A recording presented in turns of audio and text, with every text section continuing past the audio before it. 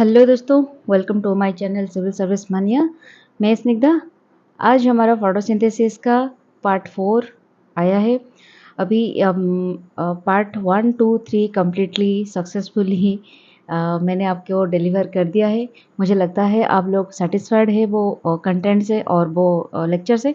अब हम फोटोसिंथेसिस के जो पार्ट 4 वीडियो है सीरीज़ के जो पार्ट 4, उसमें हम डार्क रिएक्शन के बारे में बात करेंगे और इसको path of carbon in photosynthesis भी बोला जाता है। ठीक है, ये इसमें हम डार्क रिएक्शन 3 तरह से होते हैं। एक C3 साइकिल, एक C4 साइकिल और ये एक CM पाथवे। ठीक है, 3 तरह से डार्क रिएक्शन होते हैं और आज हम डिस्कशन करेंगे ओनली C3 साइकिल के बारे में ये जो वीडियो है, क्योंकि C4 CM इसमें भी बहुत सारी चीज़ें हैं जानने के लिए। और अगर हम एक ही वीडियो में सब कुछ डाल देंगे तो एक तो वीडियो लेंदी हो जाएगी, उसके बाद आपके दिमाग में भी कुछ नहीं घुसेगा, उसके बाद आपने मुझे गालियाँ देना शुरू कर दोगे कि कुछ मैम कुछ भी याद नहीं आया, कुछ भी हम याद नहीं रख पाए। तो इसी वजह से हम धीरे धीरे करके जो भी पढ़ेंगे कंप्लीटली पढ़ेंगे विथ कंप्लीट इन्फॉर्मेशन, बहुत सारे कंटेंट के साथ और डिटेल्स पढ़ेंगे, जैसे कि हमारे एकदम से याद रह जाए। ठीक है, तो चलिए हम केल्विन साइकिल के बारे में बात करते हैं। डार्क रिएक्शन की जो फास्ट साइकिल है वो है केल्विन साइकिल और डिटेल्स देखते हैं।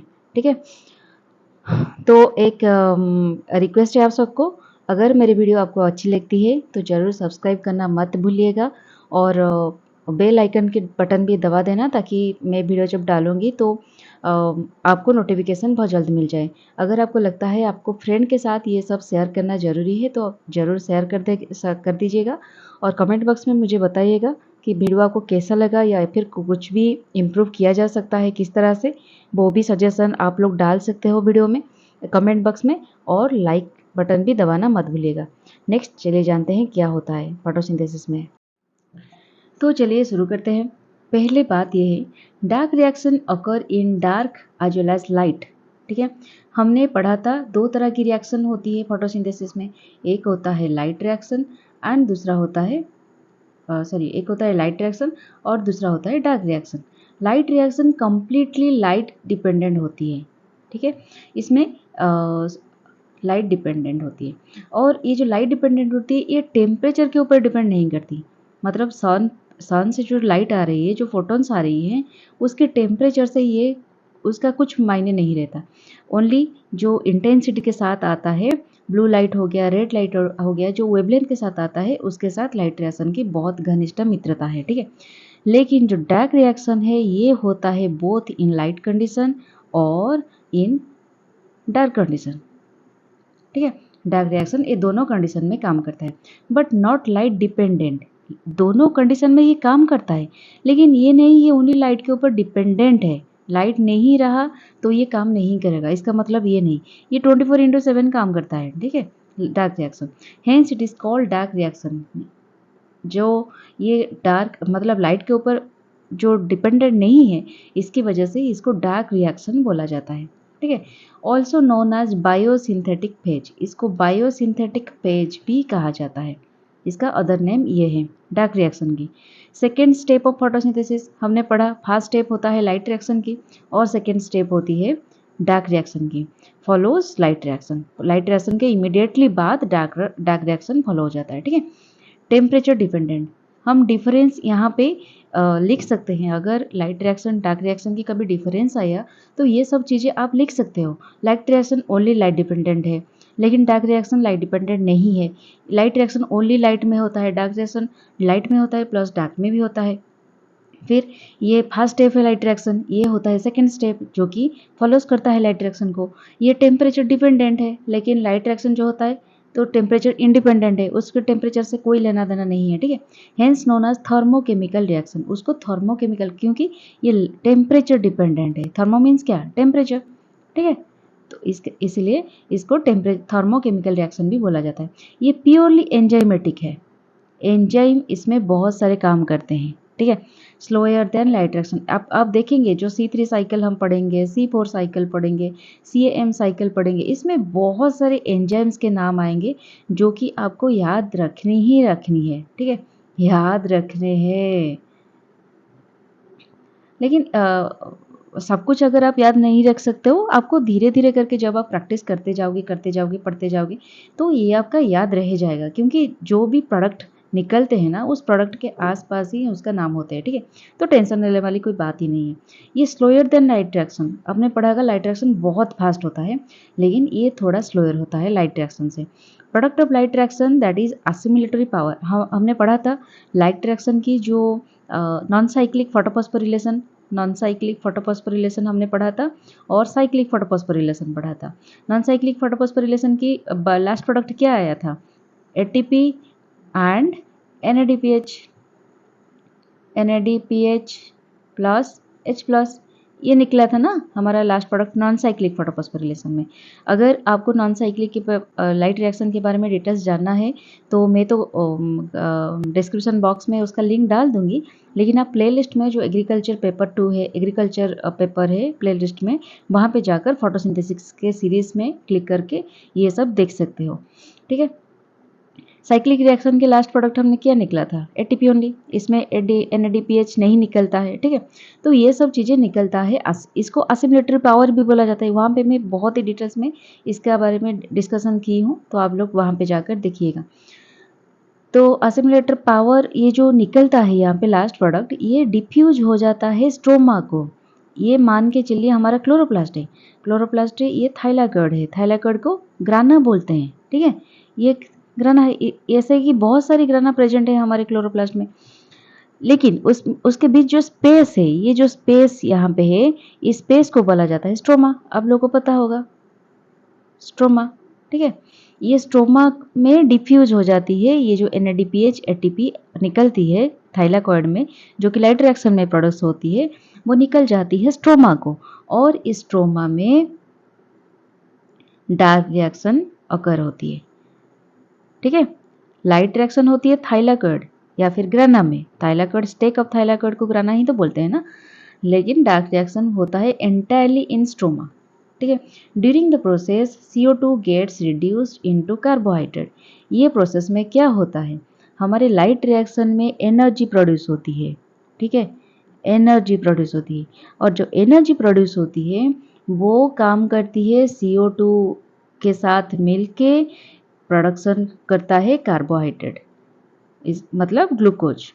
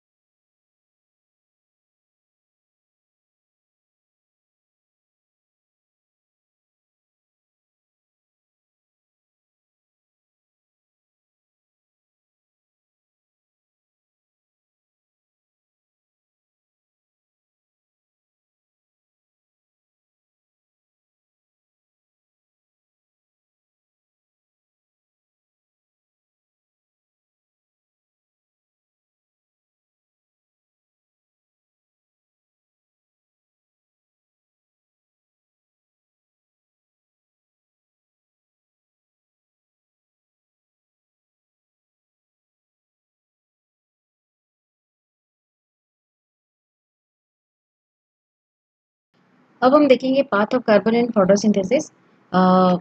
मैंने आपको पहले स्टार्टिंग में कहा था 3 तरह के अल्टरनेटिव मैकेनिज्म होते हैं, जैसे कि C3 pathway, C4 pathway and CM pathway. But C2 pathway एक पाथवे भी होती है यहाँ पे, जो कि इतना मेजरली नहीं होता, इतना इम्पोर्टेंस इसको नहीं दिया जाता, फिर भी इसके बारे में जिक्र किया जाता है कभी कभी कभी कितने कई सारे बुक्स में, तो इसके बारे में भी डिस्कशन करेंगे, लेकिन यहाँ पे नहीं। जब मैं ये इसका वीडियोस बनाऊंगी तब इसके बारे में डिस्कशन करेंगे, हम एक एक करके हर एक चीज़ों के बारे में डिटेल्स पढ़ेंगे, मैं कुछ भी नहीं छोड़ूंगी, सब कुछ आपको बताऊंगी, सब कुछ कंटेंट्स प्रोवाइड करूंगी, ठीक है। तो आज हम जो पढ़ेंगे ओनली C3 पाथवे के बारे में डिटेल्स पढ़ेंगे, तो चलिए शुरू करते हैं। C3 साइकिल, जिसको अदर नेम में केल्विन बेंसन साइकिल भी बोलते हैं। केल्विन क्यों बोला जाता है आप लोगों को पता होगा, क्योंकि ये जो डिस्कवर किया गया था by Miss M Calvin, A Benson and J Bassham. In 1957 में उन्होंने एक्सपेरिमेंट किया था एक अलगा के ऊपर जिसका नाम था क्लोरेला एंड स्कैंडेस्मस। ये दोनों अलगाई के ऊपर उन्होंने एक्सपेरिमेंट शुरू कर दिया था। अलगाई पर्टिकुलरली इजी होते हैं एक्सपेरिमेंट करने में, और इनके बहुत सारे ऐसे फैक्टर्स होते हैं जो कि फेवरेबल कंडीशंस क्रिएट कर देते हैं एक्सपेरिमेंटर जो होते हैं उनके लिए। इसी वजह से अलगाई के ऊपर बहुत सारे एक्सपेरिमेंट्स होते रहते हैं। तो इसी वजह से केल्विन, पर्टिकुलरली केल्विन और बेंसन को के नाम पे इस साइकिल का नाम केल्विन बेंसन साइकिल या शॉर्ट फॉर्म में केल्विन साइकिल भी बोला जाता है। ठीक है। इसी काम की वजह से केल्विन को नोबेल प्राइज भी मिला था इन 1961 में। ठीक है। अच्छा ठीक है, ये तो आपका हो गया केल्विन साइकिल, क्योंकि ये साइंटिस्ट के नाम पे केल्विन बेंसन साइकिल रख दिया गया। तो C3 पाथवे क्यों रखा गया, C3 रखने की क्या मजबूरी आ गई? तो इसीलिए क्योंकि ये जो साइकिल में, ये जो पाथवे में फास्ट स्टेबल प्रोडक्ट जो होता है वो होता है एक C3 कंपाउंड जिसका नाम है PGA। इसका फुल फॉर्म क्या है? Phosphoglyceric acid. ठीक है, फॉस्फोग्लिसरिक एसिड, जो कि है एक कार्बन कंपाउंड। ठीक है, इसी वजह से इसको कहा जाता है C3 पाथवे। इसको इसका अदर नेम भी है, जैसे कि रिडक्टिव पेंटोज फॉस्फेट पाथवे, ये नाम पे भी उसका बोला जाता है। फिर फोटोसिंथेटिक कार्बन रिडक्शन पाथवे, क्योंकि इसमें कार्बन रिडक्शन भी होती है। किस तरह से होते हैं हम आगे जाकर पढ़ेंगे। CO2 acceptor here is 5 carbon compound, जो कि राइबोलोज बाइफॉस्फेट है। आरयूबीपी के बारे में डिटेल से यहाँ पे पढ़ेंगे। यहाँ पे जो CO2 एक्सेप्ट करता है, CO2 कहाँ पे आता है? एटमॉस्फेयर पे हमने पढ़ा था फोटोसिंथेसिस कैसे होता है। लाइट आती है सन से, CO2 आती है एटमॉस्फेयर से, और वाटर जाती है सॉइल से, उसके बाद फोटोसिंथेसिस होती है। तो ये जो CO2 आती है एटमॉस्फेयर से, इसको एक्सेप्ट करती है आरयूबीपी, जो कि स्टोमा में प्रेजेंट होती है। ठीक है, तो इसलिए इसको फोटोसिंथेटिक कार्बन रिडक्शन पाथवे भी बोला जाता है। तो RUBP metabolise to form hexose sugar, उसके आरयूबीपी के वजह से ही हेक्सोस शुगर जो होता है हमारा कार्बोहाइड्रेट जो होता है वो फॉर्म कार्बोहाइड्रेट वो फॉर्मेशन हो पाती है। Generate to repeat the cycle, RUBP की वजह से साइकिल भी रिपीट होती है। C3 साइकिल क्यों कहा जाता है? साइकिल मतलब क्या है? एक चीज बार बार रिपीट होना। ठीक है, ऐसे ही रिपीट होना। तो इस आरयूबीपी की वजह से साइकिल रिपीट हो पाती है। इसकी वजह से plants attributed with this pathway is known as C3 plants. अब हम देखेंगे इसका मैकेनिज्म क्या है, कैसे काम करती है C3 साइकिल। जो C3 साइकिल है वो 3 फेजेस में काम करती है। फर्स्ट फेज को बोला जाता है कार्बोक्सिलेशन फेज, सेकेंड फेज को बोला जाता है reduction phase, and third stage को बोला जाता है रीजनरेशन फेज। तो शॉर्ट फॉर्म में क्या हो गया? CRR phase. ठीक है, ये हो गया CRR फेज। तो पहले कार्बोक्सिलेशन होता है, फिर कार्बोक्सिलेशन होने के बाद रिडक्शन होती है, उसके बाद रीजनरेशन होती है। तो entire dark reaction occurs in stroma of chloroplast. जो भी साइकिल होती है, C3 साइकिल या फिर C4 साइकिल या फिर CM साइकिल, ये तो डार्क रिएक्शन की फेजेस है ना, डार्क रिएक्शन पाथवेज है, कार्बन पाथवेज। तो ये सब होता है स्ट्रोमा में। ठीक है, स्ट्रोमा ऑफ क्लोरोप्लास्ट। चलिए मैकेनिज्म के बारे में शुरू करते हैं। तो अब हम डिस्कशन करेंगे कार्बोक्सिलेशन फेज, जो कि है C3 साइकिल की फर्स्ट फेज। ठीक है, ये होता है फर्स्ट फेज। इसमें फिक्सेशन ऑफ CO2 अकर्स। ये जो बात होता है, ये जो फेज होता है, यहाँ पे CO2 फिक्सेशन होता है। कैसे होता है? देखिए, हमारा एटमॉस्फेयर से, ये हो गया एटमॉस्फेयर, एटमॉस्फेयर से भरपूर अमाउंट ऑफ CO2 अबंडेंट है CO2। तो इससे CO2 क्या होता है? एक्सेप्ट करती है। ये हो गया क्लोरोप्लास्ट, क्लोरोप्लास्ट की ये हो गया स्ट्रोमा, ये हो गया थाइलाकॉइड ग्राना, और ये हो गया स्ट्रोमा। और ये स्ट्रोमा में आकर जब CO2 टकराता है, यहाँ पे एक प्रोटीन प्रेजेंट होती है जिसका नाम है RUBP। मतलब इसका फुल फॉर्म क्या है? राइबोलोज 1,5 फॉस्फेट, जिसको कहते हैं RUBP। इसको आपको याद रखना है, RUBP का मतलब राइबोलोज 1,5 फॉस्फेट। ठीक है, ये एक 5 कार्बन कंपाउंड है जो कि एक्सेप्ट करता है प्रेजेंस ऑफ एंजाइम आरयूडीपी कार्बोक्सिलेज। हमने पढ़ा था डार्क रिएक्शन की स्टार्टिंग में कि ये एक एंजाइमेटिक फेज है। यहाँ पे बहुत सारे एंजाइम काम करते हैं डार्क रिएक्शन में। तो ये पहली एंजाइम आपको याद रखनी है जो कि है आरयूडीपी कार्बोक्सिलेज। ये इस एंजाइम की वजह से ये आरयूडीपी जो होता है एटमॉस्फेयर से कार्बन डाइऑक्साइड को एक्सेप्ट करती है थ्रू स्ट्रोमाटा। इसके ये एक्सेप्ट करने के बाद CO2 एंटर कर पाता है स्ट्रोमा में। ठीक है, नाउ नोन एज रूबिस्को। ये जो आरयूडीपी कार्बोक्सिलेज एंजाइम के द्वारा ये जो अंदर घुसने लगा है इस आरयूबीपी, उसको बोलते हैं रूबिस्को। ठीक है, तो रूबिस्को क्या होता है? एक most abundant protein in the world. आप लोग इसको याद रख सकते हैं, एमसीक्यूज में बहुत बार पढ़ा है डिफरेंट डिफरेंट कॉम्पिटिटिव एग्जाम्स में कि दुनिया में जो दिखने वाला सबसे अब्यूडेंट प्रोटीन कौन है, और वो होता है रूबिस्को। ठीक है, जो कि हमारा जितने सारे, क्योंकि हमारे प्लांट्स हमारे अर्थ में प्लांट्स के अमाउंट बहुत सारे हैं, जो कि पर्टिकुलरली ग्रीन प्लांट्स, और ग्रीन प्लांट्स में रूबिस्को प्रेजेंट होती है, जिसके वजह से इसका अबुंडेंटनेस बहुत ज्यादा होता है। ठीक है, कॉमन सेंस है। तो क्या होता है नेक्स्ट आप देखिए, one molecule of RuBP accepts one molecule of CO2, जिसको प्राइमरी एक्सेप्टर ऑफ CO2 बोलते हैं। ये CO2 एक्सेप्ट किया ना, तो इसके वजह से आरयूबीपी को क्या बोलते हैं? CO2 acceptor. ठीक है, इसको बोलते हैं CO2 एक्सेप्टर।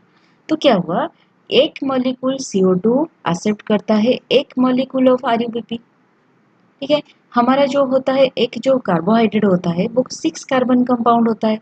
आपको पता है ना, जो ग्लूकोज होता है उसका कार्बन कितना होता है? 6 कार्बन कंपाउंड, C6H12O6, यही तो होता है ना कार्बन, सॉरी कार्बोहाइड्रेट का फॉर्मूला।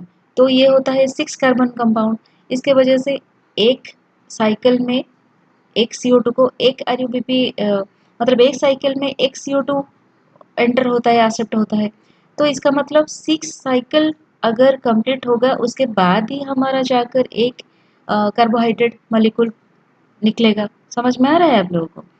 6 बार एक साइकिल अगर कंप्लीट होता है तो ही हमारा एक कार्बोहाइड्रेट मॉलिक्यूल C6H12O6 निकलता है। तो इसका मतलब 6 CO2 मॉलिक्यूल को एक्सेप्ट करेगा 6 आरयूबीपी, 6 मॉलिक्यूल को CO2 को एक्सेप्ट करेगा 6 आरयूबीपी। समझ में आ गया? The product of this reaction is 6 carbon compound. इस रिएक्शन में जो प्रोडक्ट आता है उस वो होता है 6 कार्बन कंपाउंड, जो कि अनस्टेबल। अभी अभी जो कार्बोक्सिलेशन होता है ये 6 कार्बन कंपाउंड हमेशा अनस्टेबल होता है। इसी वजह से ये ब्रेक डाउन होके 3 कार्बन कंपाउंड में बट जाता है। ठीक है, जो 3 कार्बन कंपाउंड को बोलते हैं फॉस्फोग्लिसरिक एसिड, जिसको शॉर्ट फॉर्म में PGA भी बोला जाता है। ठीक है, ये 6 कार्बन कंपाउंड जो निकला है साइकिल के बाद, तो ये हो गया 136 कार्बन कंपाउंड और 136 कार्बन, तो टोटल 3236 का कार्बन कंपाउंड निकलता है। ठीक है, तो इसका केमिकल फॉर्मूला यहाँ पे मैंने दिया है, राइबोलोज 1,5 डाइफॉस्फेट, जिसको आरयूबीपी बोलते हैं। आरयूबीपी ये CO2 एक्सेप्ट किया with the presence of enzyme carboxy dismutase, जिसको ये भी बोलते हैं आरयूडीपी कार्बोक्सिलेज। ठीक है, इसके प्रेजेंस में ये हो गया 2 फॉस्फोग्लिसरिक एसिड, जिसको बोलते हैं 3 PGA। समझ में आ गया आप लोगों को? आगे जाकर हम साइकिल में देखेंगे क्या होता है। आप लोग की समझने के लिए कुछ एक्स्ट्रा पॉइंट भी डाला है रूबिस्को के बारे में। जिसको जानना है रूबिस्को क्या है और ये कैसे काम करती है, तो इसके बारे में थोड़ा डिटेल्स मैंने दिया है यहाँ पे। ये एक यूनिक एंजाइम कैटालाइजिंग कार्बोक्सिलेशन है ऑफ आरयूबीपी। ठीक है, आरयूबीपी को आरयूबीपी का कार्बोक्सिलेशन होता है, एक यूनिक एंजाइम है, इसको एंजाइम बोलते हैं। ठीक है, एंजाइम भी प्रोटीन होती है। ठीक है, to form 2 molecules of PGA, ये 2 मॉलिक्यूल्स ऑफ इसके द्वारा 2 मॉलिक्यूल्स ऑफ PGA प्रोड्यूस होती है, and oxidation of RuBP to form PGA and phosphoglycolic acid. ये एक ऐसी एंजाइम है रूबिस्को जिसके द्वारा कार्बोक्सिलेशन भी होती है और ऑक्सीडेशन भी होती है। ठीक है, ये एक इसे आप लोग को याद रखनी है, ये एकमात्र एंजाइम है जिसमें ये दोनों टाइप के काम भी यहाँ पे होती है। कार्बोक्सिलेशन होके यहाँ पे पीजीए प्रोड्यूस होती है और ऑक्सीडेशन होके यहाँ पे दो प्रोडक्ट प्रोड्यूस होती है जिसको बोलते हैं PGA and phosphoglycolic acid, phosphoglyceric acid, phosphoglycolic acid. Oxidation is metabolised by photorespiratory cycle. ये जो ऑक्सीडेशन प्रोसेस होती है रुबिस्को के द्वारा, ये रेस्पिरेटरी फोटो रेस्पिरेटरी साइकिल में होती है, जिसको हम जब रेस्पिरेशन के चैप्टर पढ़ेंगे प्लांट के तब डिस्कशन करेंगे। This enzyme has dual role.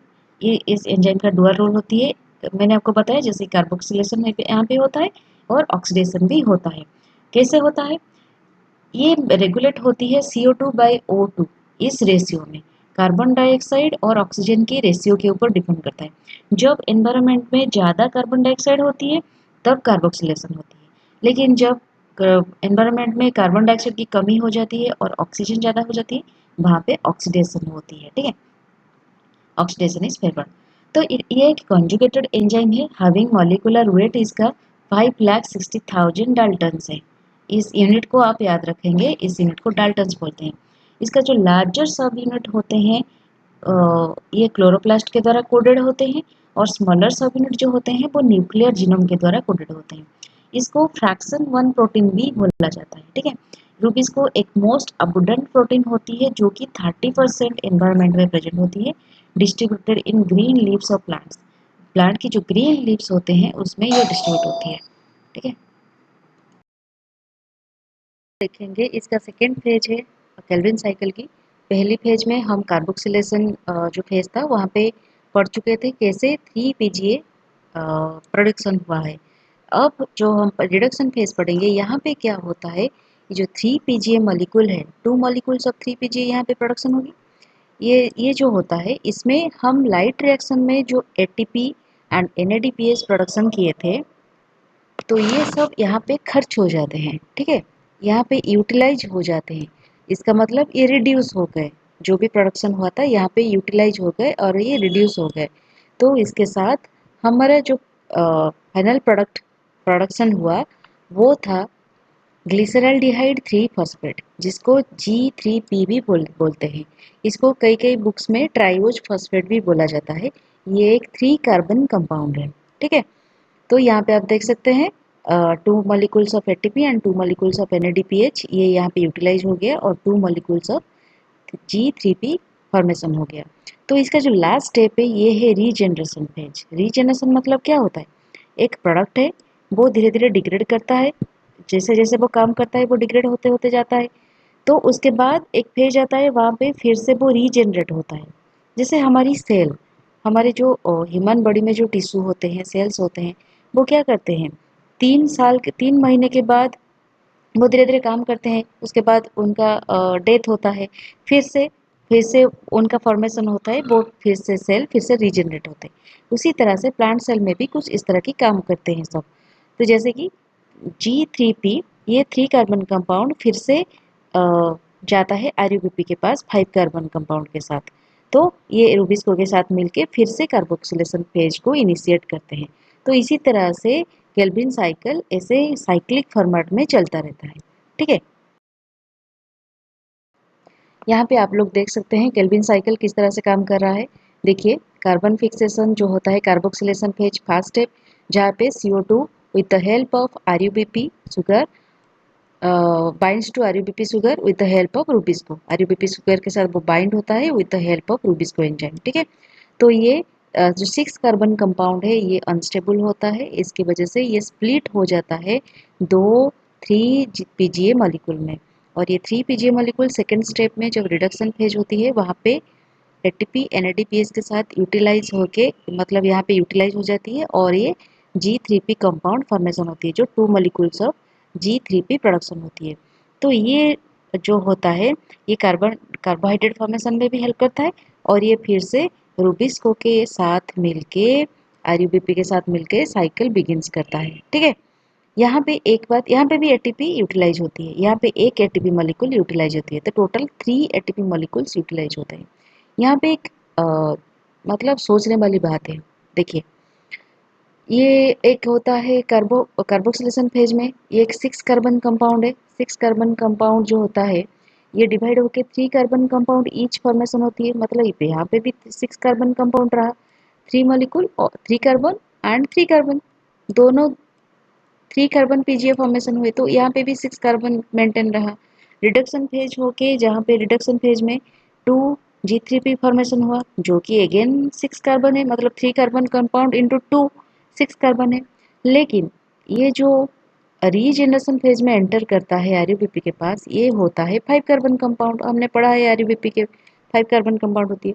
तो एक कार्बन गया कहाँ, ये तो सोचने वाली बात है ना। तो यहाँ पे देखिए, यहाँ पे एक कार्बन स्टोर होता है, सेव हो जाता है। एक साइकिल में एक कार्बन स्टोर होता है, ठीक है। ईच साइकिल रिपीट 6 टाइम्स, जो केल्विन साइकिल वो 6 टाइम रिपीट होता है। 6 टाइम रिपीट होने के साथ हमारा 6 कार्बन कंपाउंड फॉर्मेशन होता है। 6 कार्बन के साथ हमारा ग्लूकोज मॉलिक्यूल फॉर्मेशन होता है। ग्लूकोज मॉलिक्यूल का क्या सिंबल है, C6H12O6, ठीक है। तो ये धीरे धीरे 6 साइकिल जब तक हो जाएगा तब तक ये कार्बोहाइड्रेट फॉर्मेशन हो जाएगा, ठीक है। अब हम देखते हैं कि किस तरह की एटीपी कितना एटीपी यूज होता है। यहाँ पे एटीपी एंड एनर्जी कितना यूज होता है। एक साइकिल में हमने देखा यहाँ पे 2 मॉलिक्यूल्स ऑफ एटीपी, यहाँ पे रीजनरेशन फेज में 1 मॉलिक्यूल ऑफ एटीपी यूज होता है, तो total 3 molecule of ATP use होता है। उस तरह से 2 NADPH यहाँ पे यूज हुआ। रीजनरेशन फेज में यूज नहीं होता है NADPH, यहाँ पे ओनली एटीपी यूज होता है। तो टोटल हमारा हो गया 3 ATP, 2 NADPH and 1 carbon release होती है, ठीक है। तो जब 6 साइकिल कंप्लीट होगा, तब तक 6 साइकिल जब कंप्लीट हो जाएगा तब 1 ग्लूकोज मॉलिक्यूल फॉर्मेशन हो जाएगा। उसके साथ साथ हमारा 18 एटीपी यूज हो जाते हैं, 12 NADPH यूज हो जाते हैं, क्योंकि 6 इंटू 3 हो गया 18, 6 इंटू 2 इंटू हो गया 12 एंड 6 कार्बन रिलीज होता है, जो कि है ग्लूकोज मॉलिक्यूल, ठीक है।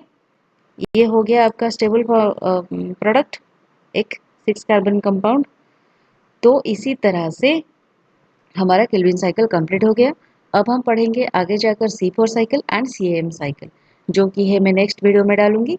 तब तक के लिए just stay tuned with my channel and please don't forget to subscribe and don't forget to like. If you like my video, then please kindly share with your friends who really require this kind of video.